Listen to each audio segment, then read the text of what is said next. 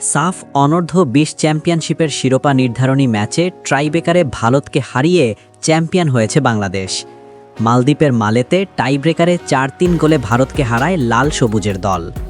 এর আগে নির্ধারিত ৯০ মিনিটের খেলা গোলশূন্য সমতায় শেষ হয়। নির্ধারিত সময়ের মতো টাইব্রেকারেও হয় অনেক নাটকীয়তা। টসে জিতে ভারতের অধিনায়ক প্রথমে শট নেওয়ার সিদ্ধান্ত নেন। বাংলাদেশের গোলরক্ষক মাহিন প্রথম শট সেভ করেন। মোরশেদ, চন্দন ও ফাহিম গোল করে বাংলাদেশের লিড ধরে রাখেন।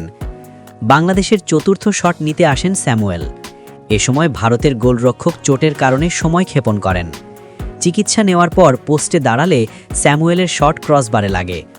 তখন ৪ শট শেষে স্কোরলাইন ৩-৩।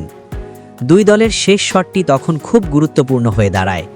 ভারতের হয়ে এই টুর্নামেন্টে সবচেয়ে বেশি গোল করা ফুটবলার শট নিতে আসেন। তার নেওয়া শট পোস্টের অনেক উপর দিয়ে যায়। বাংলাদেশ শেষ শটে গোল করলেই চ্যাম্পিয়ন। এমন সমীকরণে শেষ শট নেন রোনান সুলেভান।